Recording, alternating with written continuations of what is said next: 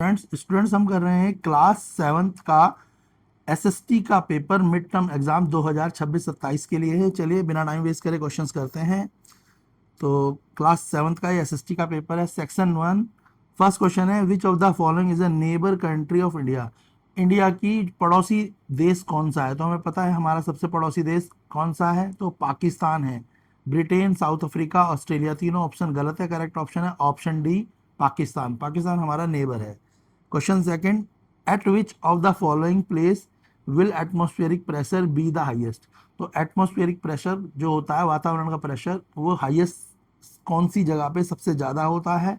तो सबसे ज़्यादा होता है नियर द सी कोस्ट, समुद्र के कोस्ट के पास ज़्यादा होता है और समुद्र के कोस्ट से दूर कम होता है। तो करेक्ट आंसर ऑप्शन ए होगा, नियर द सी कोस्ट।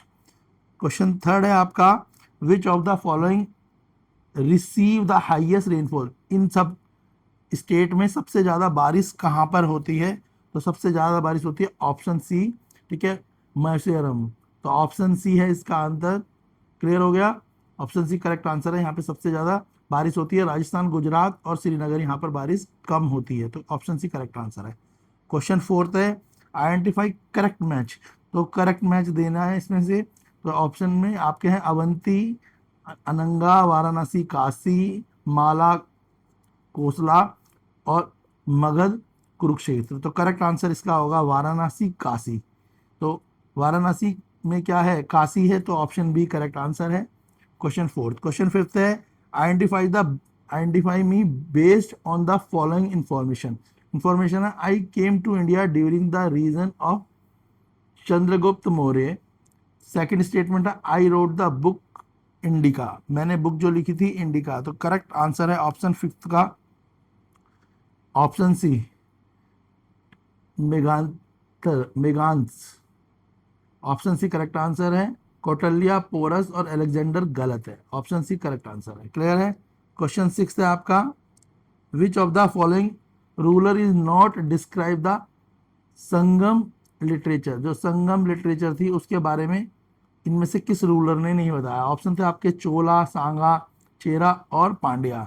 तो बोला है किसने बताया नहीं, मतलब किसने अपनी पूरी लिटरेचर, सारी बुक्स में संगम के बारे में नहीं बताया। तो करेक्ट आंसर है ऑप्शन बी, सांगा।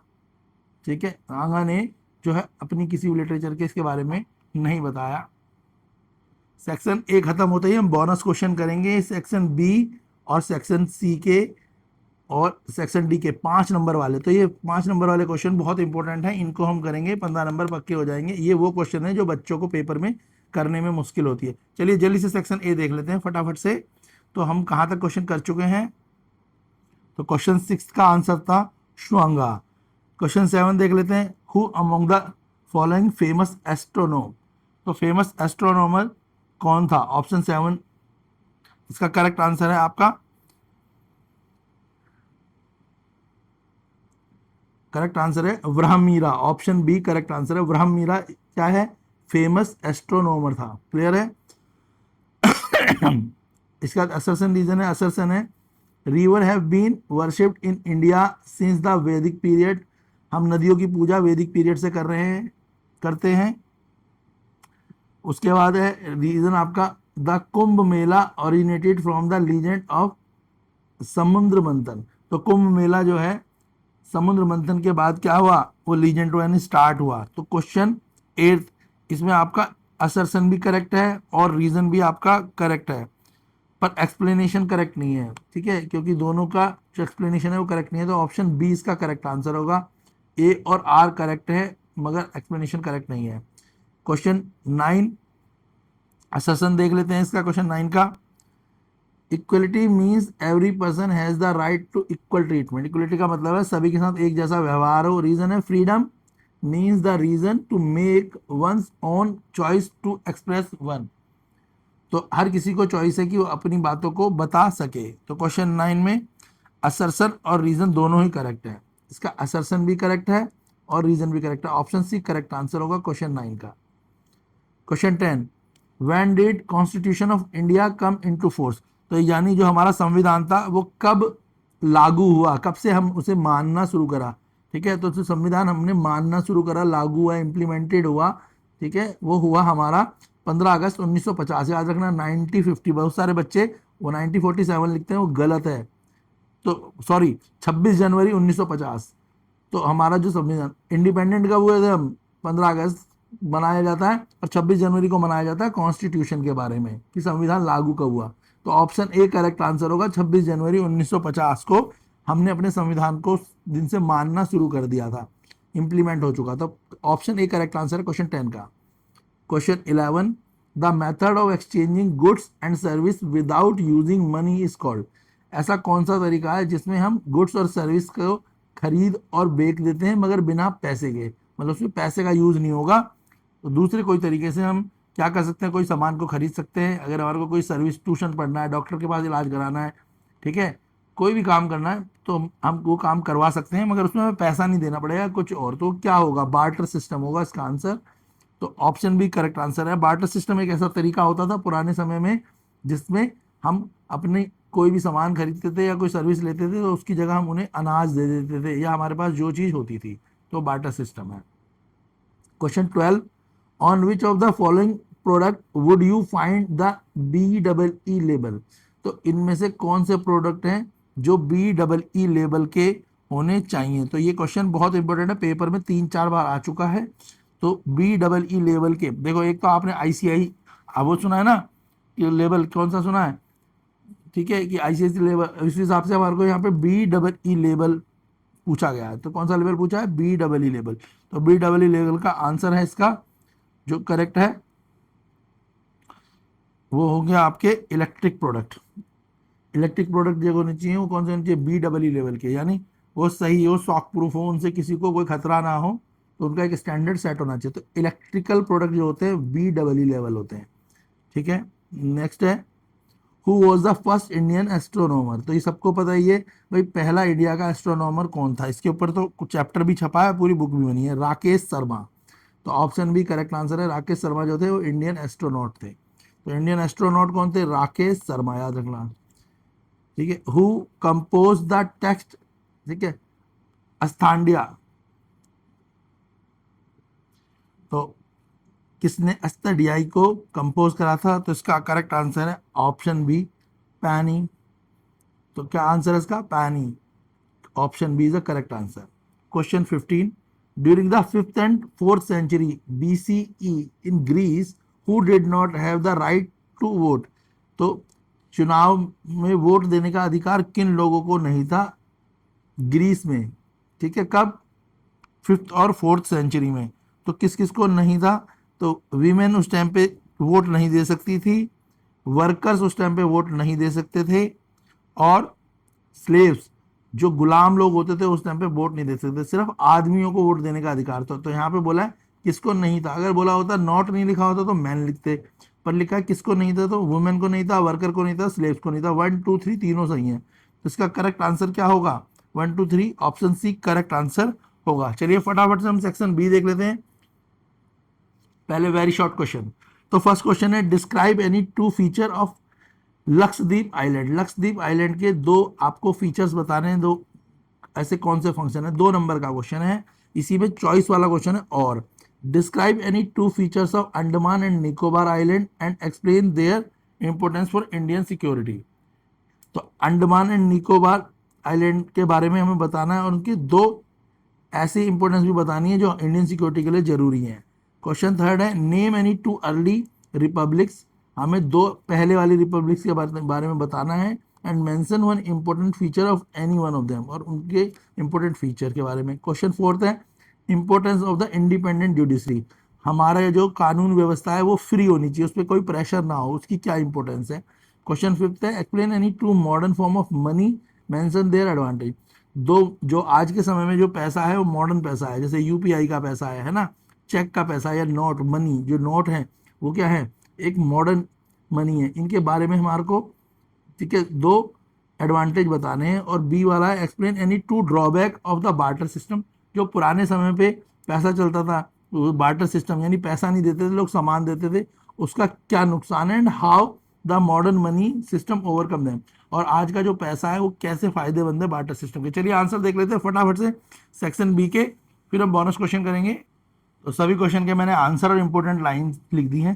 पहला क्वेश्चन था describe any two feature of Lakshadweep island. Lakshadweep island के दो फीचर्स। तो पहला फीचर था they are small and coral island. तो लक्षद्वीप आइलैंड क्या है, स्मॉल है, कोरल आइलैंड है। The main job for the people of fishing and, तो क्वेश्चन फर्स्ट में पूछा था लक्षद्वीप आइलैंड के दो फीचर्स। तो फीचर्स क्या है, पहला they are small coral island, यहाँ पे बहुत छोटे छोटे बहुत सारे आइलैंड है। सेकंड है the main job for the people is fishing and coconut, और यहाँ पर लोग जो काम करते हैं मछली पकड़ने का काम करते हैं या कोकोनट जो है उनको तोड़ते हैं, उनको बेचने का काम भी करते हैं। तो समझ आ गया। तो भाई लक्षद्वीप आइलैंड के दो फीचर क्या है, एक तो ये स्मॉल कोरल आइलैंड है, उसके अलावा मेन फीचर क्या है, यहाँ पे लोग फिशिंग करते हैं यानी मछलियों को पकड़ते हैं या कोकोनट तोड़ने का काम करते हैं। इसका दूसरा क्वेश्चन था describe any two feature of Andaman and Nicobar. Andaman और निकोबार के दो फीचर्स बताने हैं आइलैंड के और एक्सप्लेन करनी है इंपॉर्टेंस। तो अंडमान एंड निकोबार के दो फीचर्स भी देख लेते हैं फटाफट से। तो ये रे, तो they are much bigger and have more island than Lakshadweep.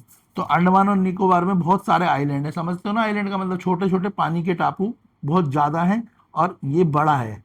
ठीक है, अंडमान क्लियर है, अंडमान एंड निकोबार बड़ा है। They are located in the bay of Bengal, और अंडमान निकोबार कहाँ पर लोकेटेड है, बे ऑफ बंगाल में। जो जो येलो करा है ना बेटा, ये सारा इंपॉर्टेंट है, इसे बिल्कुल याद करना है आपने, इसलिए मैंने येलो से हाईलाइट करा है। दूसरा इसमें पूछा था दीज आइलैंड, इंपॉर्टेंस पूछी थी, तो ये हमारे लिए क्यों इंपॉर्टेंट है देश के लिए, तो these islands are important for security. ये आइलैंड हमारी सिक्योरिटी के लिए इंपॉर्टेंट है because they are give India a presence near importance sea lane, क्योंकि इंडिया जो है यहाँ से समुद्र से जुड़ा हुआ है, तो इंडिया की जो है सी लेन उसको क्या करते हैं, सिक्योरिटी देते हैं, allowing the monitor traffic and protect the coast. और इसके थ्रू हम क्या करते हैं, अपने कोस्ट यानी समुद्री क्षेत्र को प्रोटेक्ट कर पाते हैं। तो ये जो येलो येलो है ये हाईलाइट इसलिए करा गया है, आपको आसानी से समझ आ जाए। क्लियर हो गया। क्वेश्चन टू के दोनों क्वेश्चन बता दिए हैं, चॉइस में कोई भी आप याद कर सकते हो। ये क्वेश्चन टू जो था चॉइस का क्वेश्चन था। क्वेश्चन थ्री देख लेते हैं फटाफट से। क्वेश्चन थ्री था आपका name any too early republics and mention one importance feature of any one of them. तो हमें अर्ली रिपब्लिक्स के नाम बताने हैं और उसकी इंपॉर्टेंस बतानी है। चलिए आंसर देख लेते हैं फटाफट से। ठीक है ना, अर्ली रिपब्लिक वाला था क्वेश्चन थर्ड आपका। तो टू इंडिपेंडेंट रिपब्लिक थे, एक था विजी और दूसरा था सकाया। तो ये दोनों क्या है, इंडिपेंडेंट रिपब्लिक है। अ की feature that they were not ruled by the single king.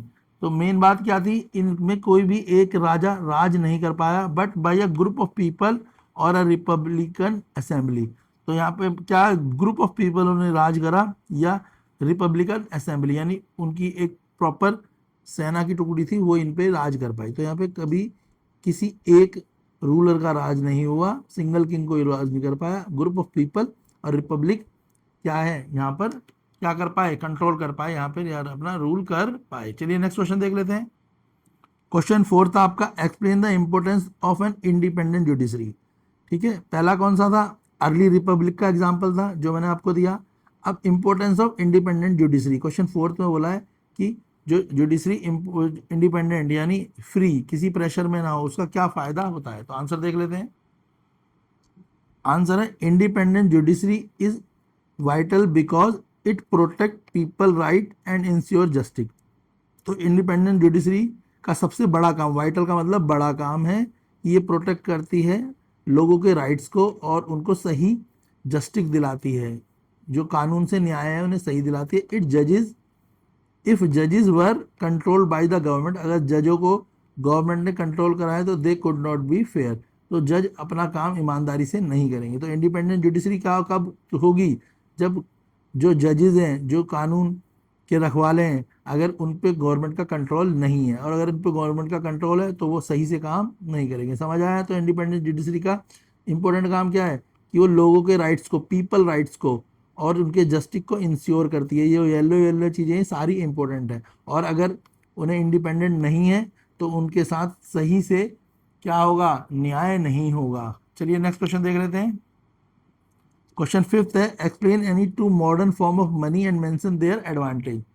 हमें दो मॉडर्न फॉर्म ऑफ मनी बतानी है जो आज के समय में हम यूज़ कर रहे हैं, उनके क्या फ़ायदे हैं। और इसमें बी, कोई भी एक क्वेश्चन कर सकते हैं। बी वाला है explain any to drawback of barter system and how modern monetary system overcome them. चलिए जल्दी से आंसर देख लेते हैं।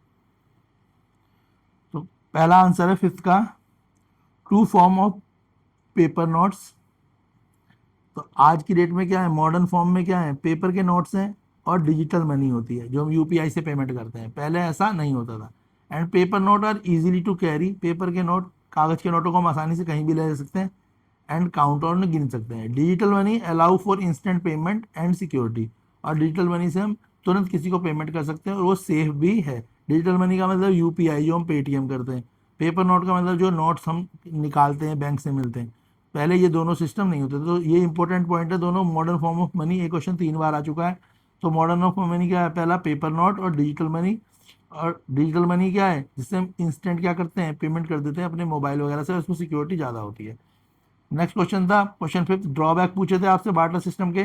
तो पहला क्या है drawback, it needs double coincidence of want. पहले तो जब बार्टर सिस्टम होगा तो दोनों लोगों को सामान की जरूरत होगी, ताकि अगर किसी को चावल की जरूरत है तो हम उसे चावल देंगे और उससे हम कपड़ा ले लेंगे।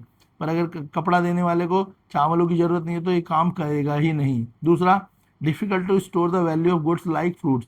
अगर किसी को, सपोज हमने, किसी ने हमसे कपड़ा लिया और वो हमारे को दे क्या रहा है, फ्रूट्स या वेजिटेबल, तो उनको स्टोर कर पाना हमारे लिए मुश्किल होता है। तब भी हम क्या करेंगे, ये सिस्टम हमारा फेल हो जाएगा। मॉडर्न मनी सिस्टम क्या करता है, सॉल्व करता है these, modern money solve these because it act as a common medium of exchange.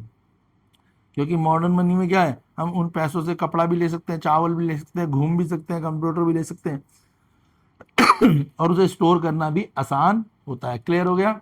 तो हमने सेक्शन बी कर लिया है, हमने सेक्शन बी कंप्लीट कर लिया है। अब हम सेक्शन सी करेंगे। सेक्शन सी डी ई हम तीनों करेंगे। सेक्शन ई के 5 मार्क्स के इंपॉर्टेंट क्वेश्चन जो हर बार पेपर में आते हैं, हम उनको भी करेंगे। अगर आपको कंप्लीट सॉल्यूशन चाहिए तो आप वीडियो को लाइक करें, चैनल को सब्सक्राइब करें और अपने उन फ्रेंड्स के साथ जिनका एसएसटी का पेपर है उनके साथ वीडियो को जरूर शेयर करें। ये 5 नंबर के क्वेश्चंस हैं, हम इन तीनों को भी जल्दी सॉल्व करेंगे। वीडियो को लाइक शेयर सब्सक्राइब करें, चैनल को सपोर्ट करें।